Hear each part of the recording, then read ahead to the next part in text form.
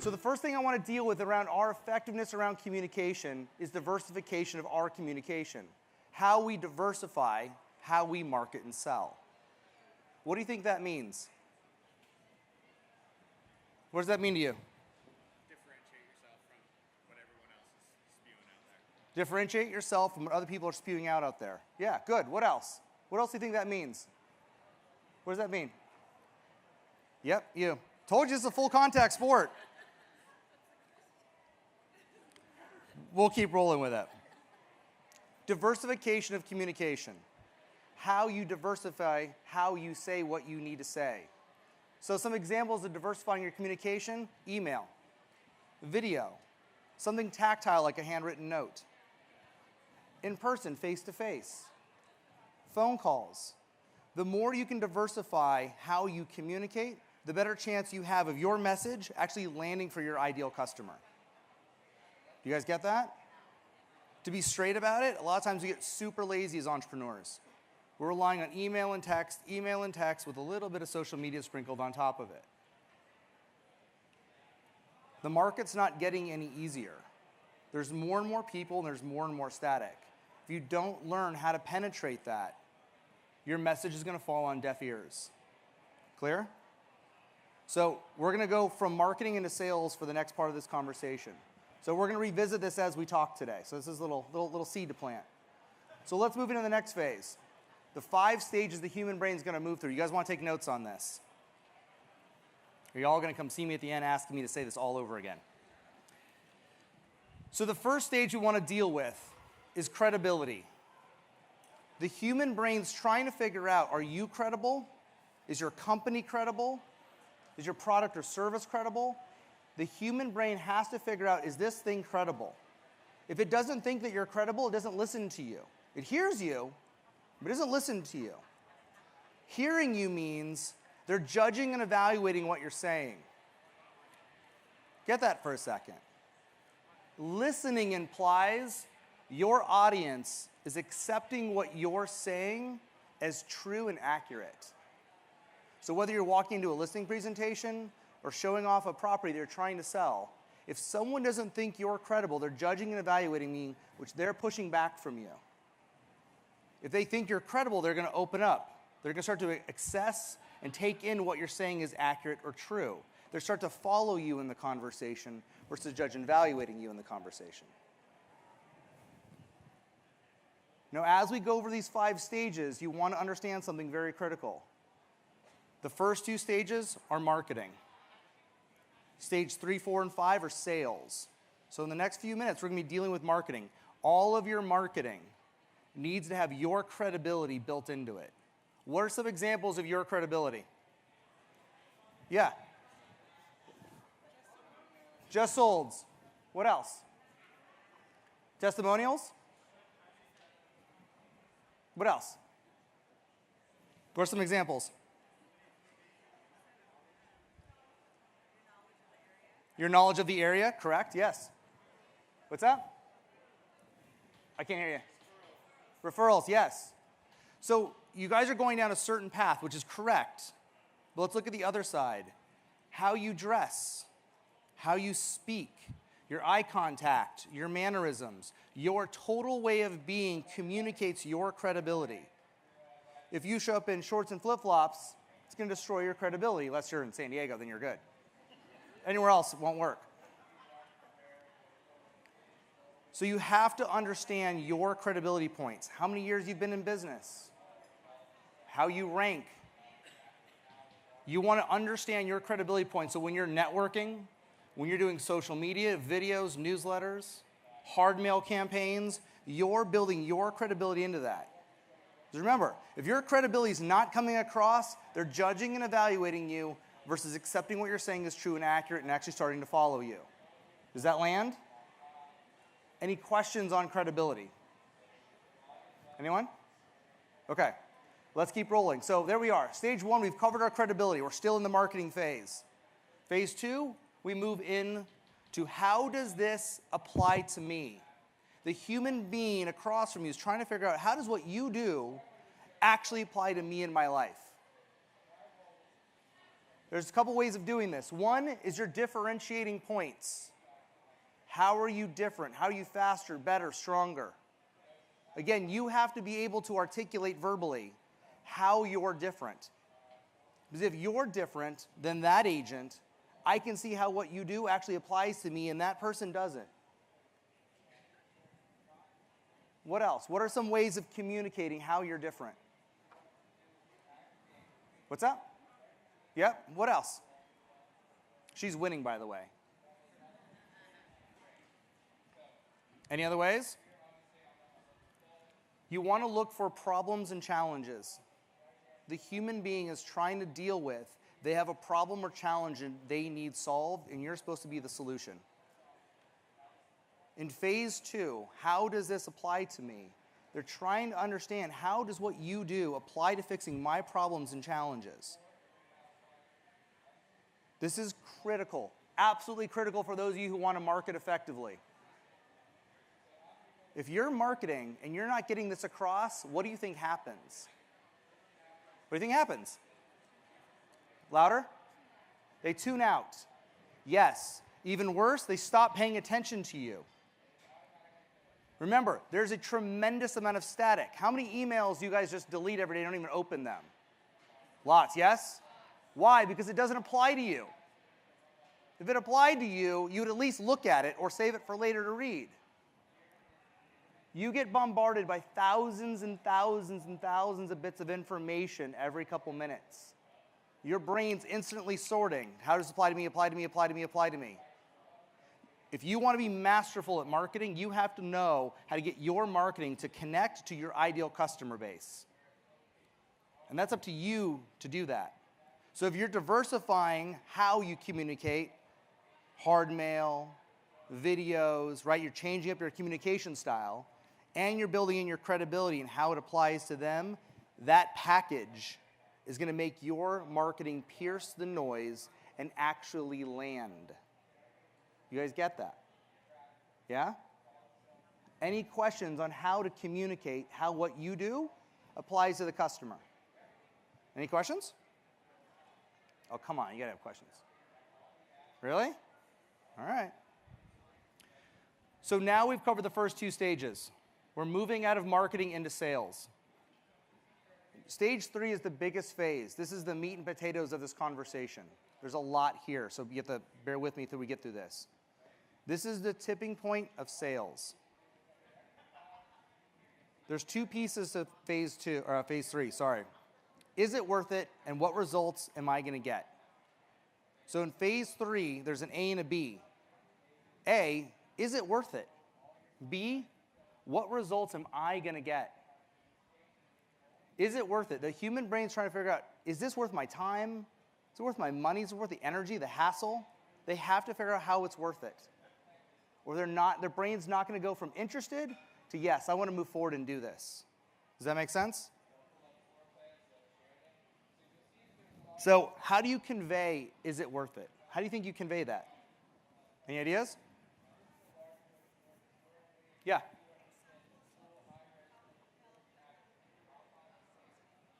Examples of how you helped other people in their situation. Yes. Remember, this entire conversation, everything in today's conversation can be applied to you as an agent promoting yourself and selling yourself. It can be also applied to a home and selling and promoting a home. This conversation applies to buying a car or buying Tic Tacs tomorrow morning. This conversation applies to anything that's marketing and sales related. So you want to choose how you want to apply this, but yes, it applies to that. So is it worth it? Is impact. It's impact. People don't make changes unless there's an impact. Yes? We're all stubborn, right? We are. We're entrepreneurs. We're all stubborn. Come on. At least I know I am. Once we can see the impact of something, we're willing to change it. So in this conversation, you want to start to get present to, what can I do to showcase this, to communicate this?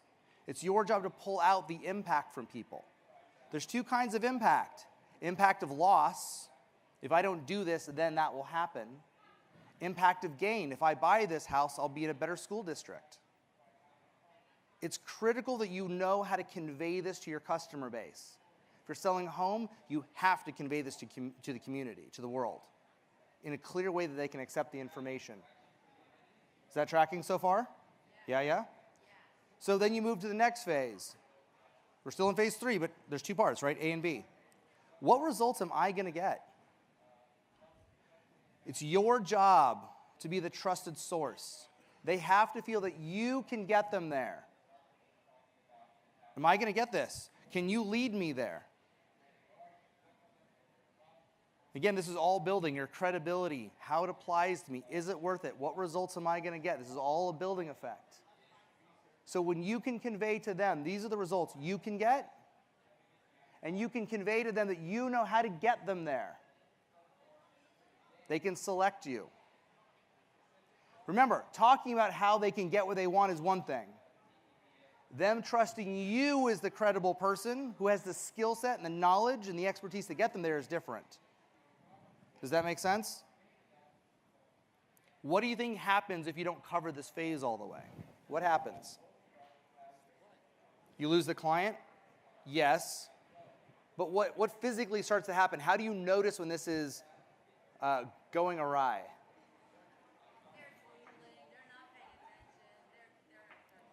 Yes, all correct, everything correct. And if you've been working with a buyer seller for a while and you haven't covered this stage fully, they stop returning your text messages. Next thing you know, it's 2-3 days before they return your email.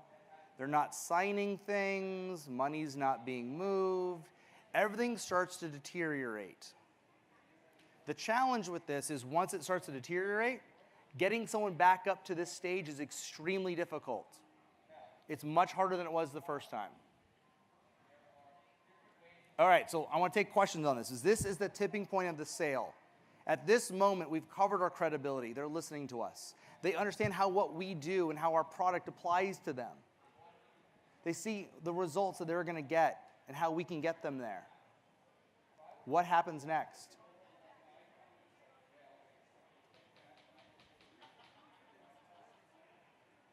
You have to have the confidence to know you can get them there? Yes. What do you think the next phase is? Where do they go next? Decision. Correct. Who said that? Yes. Decision. So stage 4 and stage 5 are very easy stages, so this isn't going to blow your mind. Stage 4, ask for the sale. For some of you veterans, this is very obvious and easy, but there's still little mechanics in here. Be straight about it. Don't be around the bush. Don't send me an email. Let me know later this week. Would you like to move forward? The way this one works, you got to be very direct and very clear. That's it. Very simple. You watch a lot of people who are newer at sales, they drag this out. They start talking a lot. It's a very simple phase, right? You get uncomfortable with the sale. You should be able to know when someone's ready. You can tell. If you've covered stage 3 enough, they'll ask. Stage 5 is very simple. Sign contract with an exchange of money. It's not complicated. When someone's hiring you as an agent, there's obviously, for some of you, not a signed contract. Sometimes it's a verbal conversation. For a house, obviously it's a signed contract and exchange of money. So any questions on any of the stages? Yeah. When you were talking about the stage 2 and how you talk, for instance, from your business or from ours, what's an example of 2 sentences that you might say that conveys that stuff? So how does it apply to me, right? That's the human brain trying to figure out how does what you do applies to me. So that could be that you're a neighborhood expert. If we're talking as an agent or a house, so as an agent, I'm an area expert. It's like this gentleman right here. He has many different degrees. So he's a builder. He's an attorney. That applies to me, right? If I'm going to hire an agent for 3%, I can take, the new kid who started last week, or I can hire someone who has a bunch of different degrees. That applies to me more. It feels safer, right? So there's a lot of different ways of doing it. And you want to be able to make sure it's built into your marketing. It's critical it's built into your marketing. Yeah.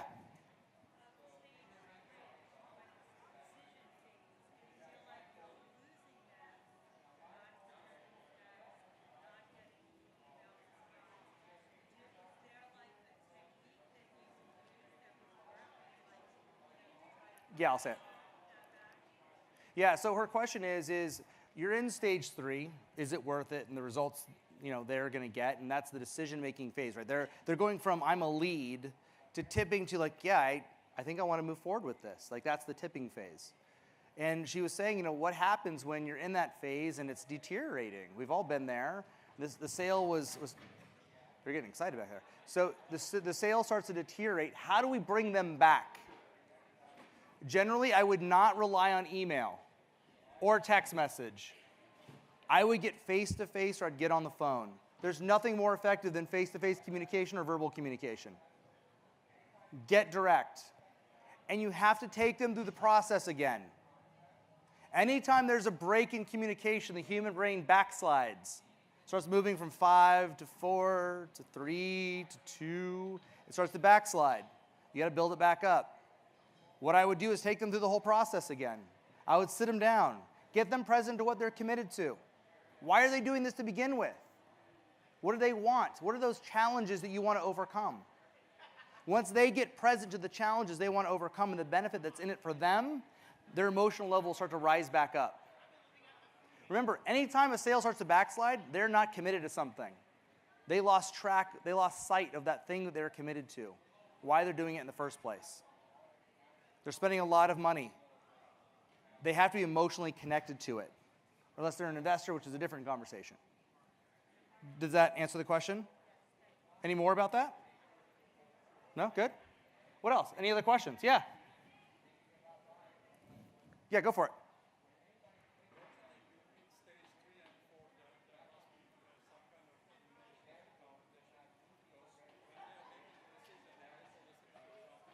Yeah. Good question. So his question was, is between stage 3 and 4, there has to be some overcoming the competition. He's correct. When you're explaining your credibility and how what you do applies to them, it's actually the first 2 stages. That's when you kill off credibility, or kill off your competition. You should be the number one choice for them. There should be no other options at that phase. You can't wait that long. If they haven't fully selected you, by the time you're in phase 3 and they're looking at, is this worth it? What results am I going to get?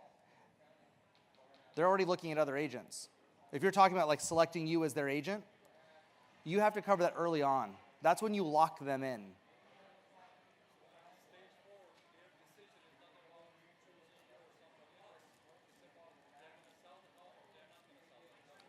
Yeah.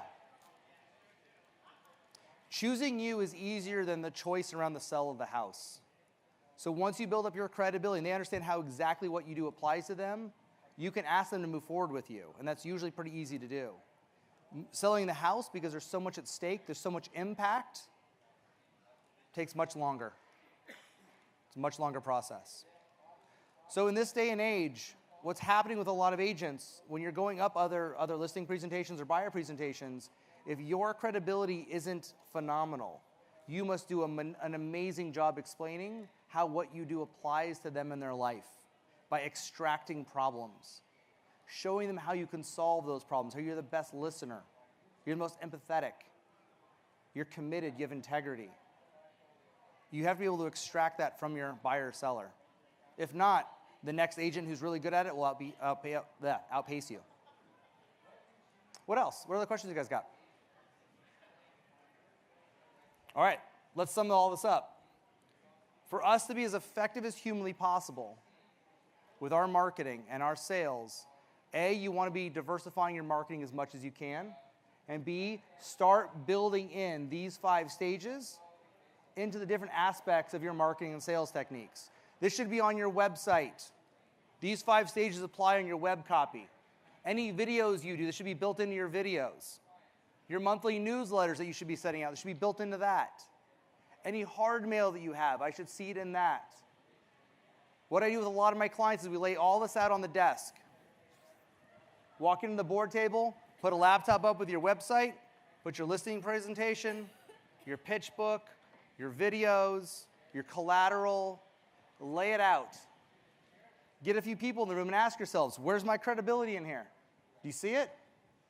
Is it enough? Am I showing you how what I do applies to you well enough? Am I different? So if you're not differentiating yourself, this isn't going to land. Test it.